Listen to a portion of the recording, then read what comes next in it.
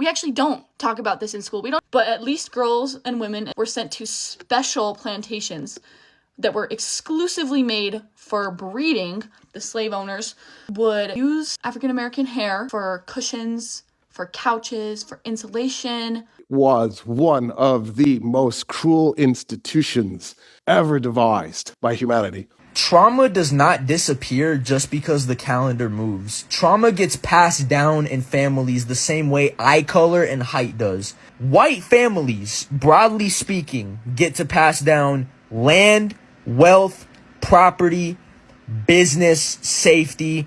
Black families, again, broadly speaking, pass down survival skills, trauma. When is it not my fault? Yeah. It is not often that we hear white Americans being honest about how brutal slavery was. And this is what we're going to be seeing today. And this video is for educational purposes. I want you to listen and learn and drop down in the comment section what you have learned from the video. I'll be coming back at the end with more commentaries. I want to talk about slavery. I'm talking about American slavery of Black people. And you're probably thinking, I already know all about this. We talk about this in school. I don't need to learn anymore. Well, let me tell you, we actually don't talk about this in school. We don't talk about the truth of it. So let me tell you some things that I learned while researching this. And it's not that hard to research. You just have to look it up. So fact check me if you want, but here we go. First one I wrote down, you probably heard the term mother. So slave owners sometimes would force, this was a common occurrence, would force Black men to their own mothers publicly, to publicly humiliate them and break their spirit. That's where the term mother comes from slavery. I'm never going to use that term again. Once I found that out, I was so sick. Next up, the Atlantic slave trade, which we've all heard about, right? If you have like a public education, hopefully you've heard about this. It was so much worse than we could ever possibly imagine. And like, I mean that. Certain ships were actually invented to make it faster so that the slave traders could get more of a profit. They had special made masts that were much higher. They were the fastest and biggest ships so that they could make a higher profit. Conditions were so horrible on the ship. However, the Atlantic slave trade officially ended in 1808, right? That was the law that was put in by the early United States government.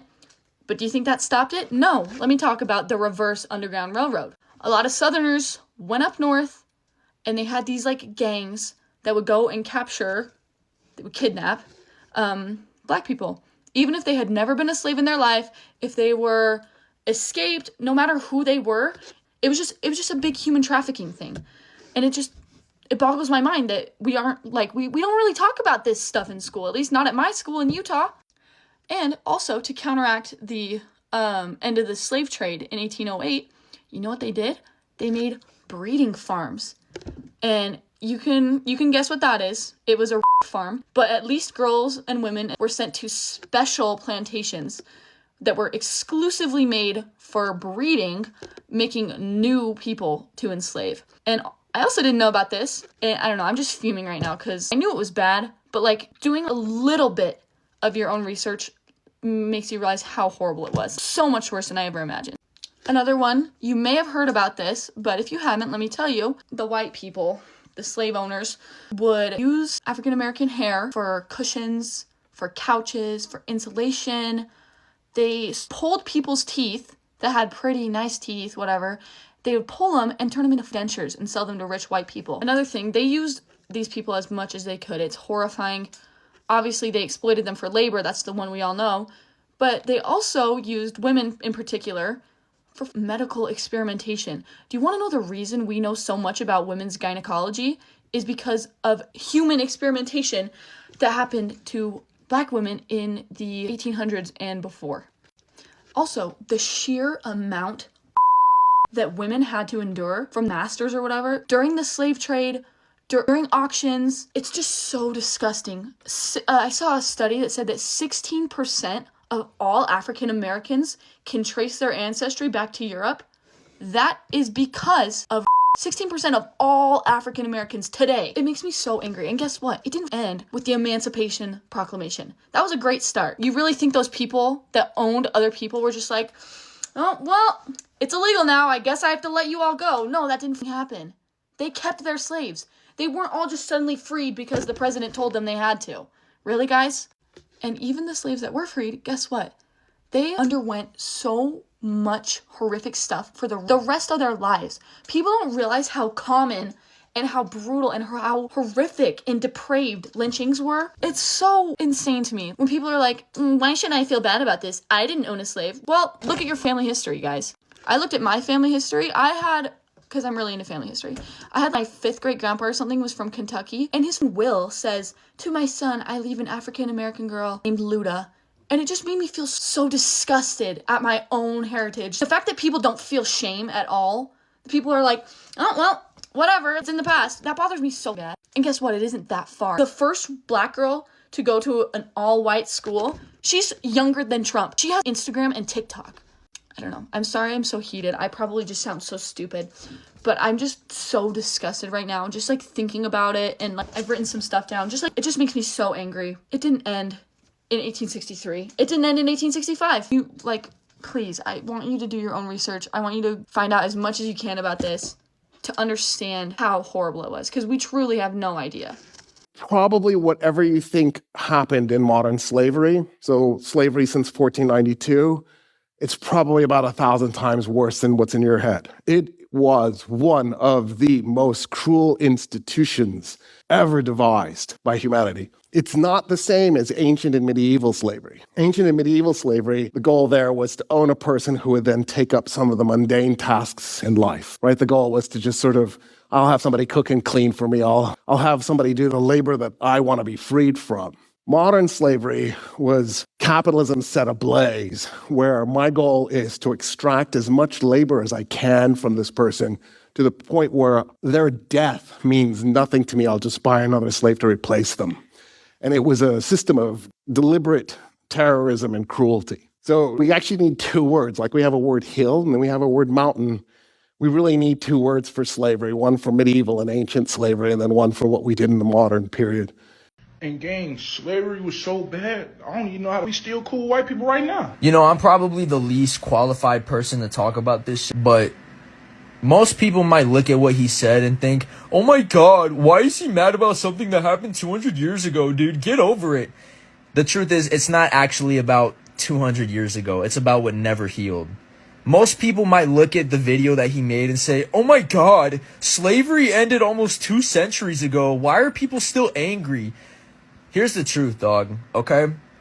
Trauma does not disappear just because the calendar moves. Trauma gets passed down in families the same way eye color and height does. A grandma teaches her son how to survive in a world that treated her like she was less than human. That son teaches his child. The fear, the resentment, the distrust, it becomes culture when society never truly fixed the root. This is the truth, okay? White families, broadly speaking, get to pass down land, wealth, property, business, safety. Black families, again, broadly speaking, pass down survival skills, trauma, how to avoid getting killed by the police talks, pain, distrust. That's not 200 years ago. That's yesterday for them. That's yesterday for them. You understand? Bro, to be honest, and I could be wrong about this, I feel like the anger is not really about white people. It's about the system.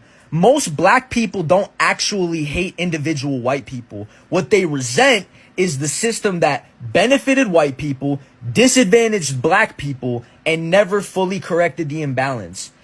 Put it like this, right? It's like if someone robbed your family for 10 generations and then said, let's forget about it. It's in the past. Meanwhile, they're still living in the house that they stole. That's what it feels like. The other thing too, bro, is that America never apologized, healed, or repaired.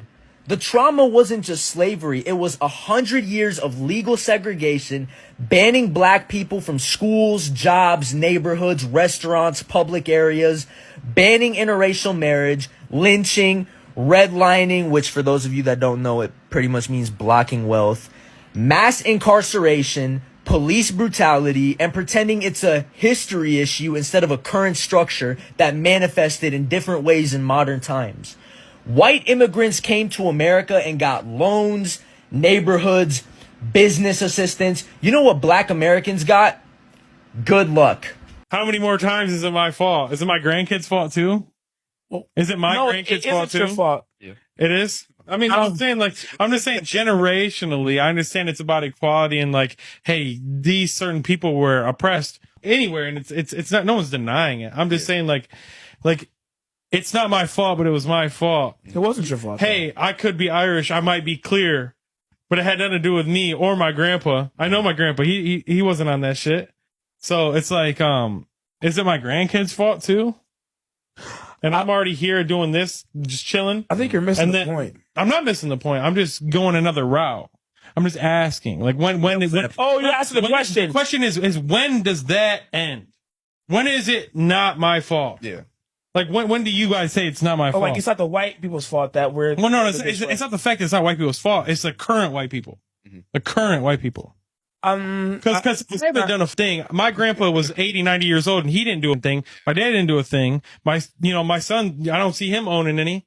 What about my grandson? You know what I'm saying? When is it, hey, Bastion the Third, it's not your fault? You know, I mean, like, when does that happen? That was just on the. Bro, why it's so heavy? Look at my hand. Trying to hold this up, bro. 18 hours every day. Everything fighting. Brutality. This is light chain. Light chain is used for children or babies. They have to put this iron brand into fire. When it's very hot, the pairs are leaked. The lil? Yeah. So while they fix this, I use a small padlock to hook it up for them not to be able to eat while working in sugarcane plantation or to communicate whenever they are working.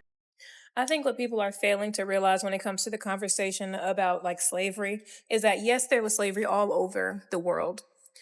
There was the Arab slave trade that took place for thousands of years, right? Of course, there was a bunch of different types of indentured servants. There was even white indentured servants that came here to this country. But what I need you to understand, none of them compared to the transatlantic slave trade.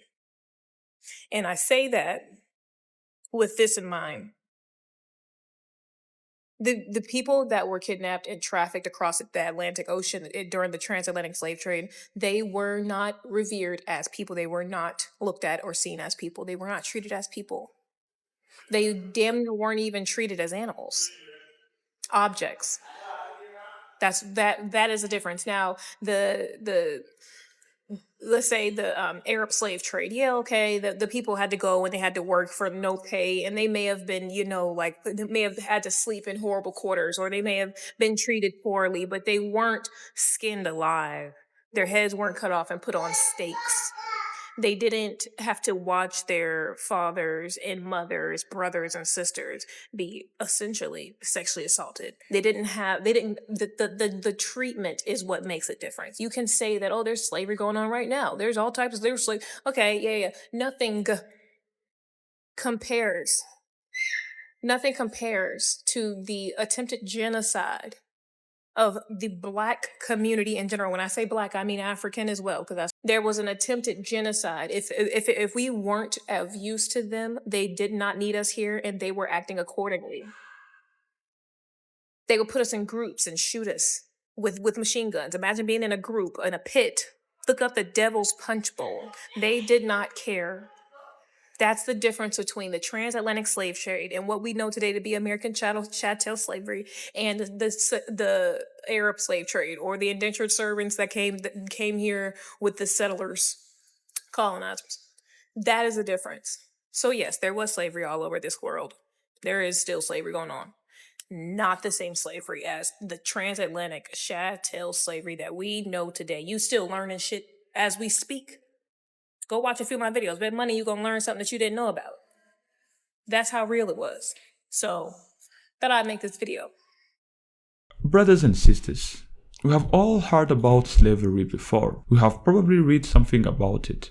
But it's not often that we hear white Americans sit there and actually talk about how slavery was brutal. And that's why before I even get deep into these commentaries, I want to say respect to those white Americans that we have watched in those clips. Respect for not dodging the truth. Respect for not being defensive. Respect for looking into it and admit that slavery was worse than they were told. And that is what we call being honest. A lot of Americans don't even want to go into that topic. A lot of Americans get uncomfortable when this kind of conversation starts. and they shut it down. But these white Americans, they leaned into it and explained it to their viewers. I also want to make this clear because some people, some white Americans might get uncomfortable. This conversation is not about blaming white Americans alive today, because nobody watching this owned slaves. Nobody here was alive in the 1800s. So it's not about pointing fingers. It's about saying that this happened. And here's the difference between these two things. When they were talking about how deep the cruelty went, how much wasn't taught in schools, that is the part that really stands out. Because if we are being honest, a lot of Americans learned the simplified version. Learning about the history of slavery in America does not mean that somebody today has to carry the personal guilt. Learning is not the same as accusing, and that's what many people mix up. Teaching the real history about what happened to Black Americans in America is not about making white kids ashamed. It's about making sure that nobody grows up being ignorant. Because when people don't fully understand something, they start asking wrong questions. They start saying, why are people still talking about this? Like the kid, the white guy that we've watched in the clips, the last clip. Many of these people, they always say, why do we keep talking about this? Why it happened long ago? But when you actually understand how deep it went and how long it lasted, how systems were built around it, it makes more sense why it still echoes, not as a blame, as reality. And honestly, I think American schools should teach this fully, not being simplified, not being softened, just truthful. Let me ask you this question. If something that big happened in your country, why would you hide it? If something that painful shaped millions of lives, why reduce it to a short chapter? You should understand that history is not taught to punish present. It is taught to protect the future. That's it. Don't tell your kids about the fire that burned your house down just to make them feel guilt. You tell them so they are careful with matches. If future generations understand how easy it was for human beings to justify cruelty, maybe they will recognize the warning signs next time. I also like the way the conversation shifted from white people to the system in America. Because when the conversation turns into you versus me, nobody listens anymore. But when you talk about the systems, the structures, policies, there is something that people can actually examine without feeling attacked. They can start admitting that something was horrific without turning it into a personal war. You can say that slavery was one of the darkest chapters in American history without saying that the modern white Americans are personally responsible for it. If a country cannot be open about its past, it cannot really move forward properly. It just builds over cracks and hopes that nobody notices. But cracks don't just disappear because you ignore them. So seeing white Americans openly talk about this, openly acknowledging it, openly saying that this was worse than we thought, that is not weakness, that is maturity. That is the real growth. And I think the more these kinds of conversation happens, the more people understand that remembering history is not about revenge. It is about awareness. You should understand that the history that's not remembered clearly fades. People start repeating pieces of it without even realizing it. So yeah, that is why I respect the honesty in those clips. So I want you to tell me down there in the comment section, what do you think about what those white Americans exposed? What are your opinions? And if you have enjoyed watching the video, please remember to give it a like and also subscribe so that you will not miss the next episode. Mr. TA signing off.